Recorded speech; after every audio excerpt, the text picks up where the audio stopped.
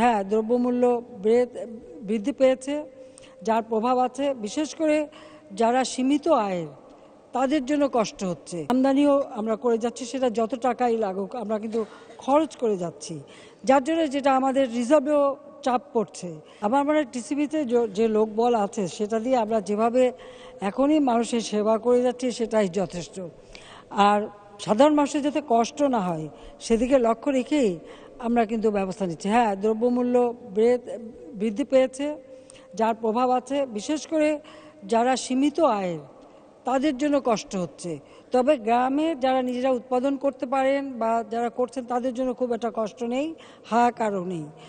তারপরেও আমাদের সবসময় প্রচেষ্টা যে দ্রব্যমূল্য যেন নিয়ন্ত্রণে থাকে এবং তার জন্য যথাযথভাবে যে পণ্যের প্রয়োজন আমরা দেশে যেমন উৎপাদন বৃদ্ধির পদক্ষেপ নিয়েছি, পাশাপাশি আমদানিও আমরা করে যাচ্ছি, সেটা যত টাকাই লাগুক আমরা কিন্তু খরচ করে যাচ্ছি, যার জন্য যেটা আমাদের রিজার্ভেও চাপ পড়ছে।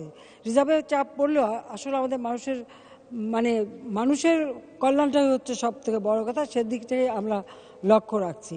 এবং আমরা যে পারিবারিক কার্ড দিয়েছি তার ফলে কিন্তু স্বল্প মূল্যে চাল সহ অন্যান্য পণ্য কেনারও একটা সুযোগ আমরা সৃষ্টি করে দিয়েছি। আবার যারা আরও দরিদ্র তাদের জন্য আরও কম মূল্যে চাল কিনতে পারে সে ব্যবস্থাও করেছি। আর যারা একেবারে হতদরিদ্র তাদের আমরা বিনামূল্যে তাদেরকে আমরা চাল দিচ্ছি।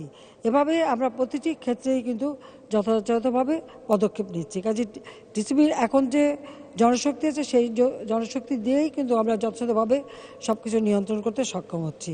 যে এই মুহূর্তে বৃদ্ধি করার কোনো প্রশ্ন ওঠে না।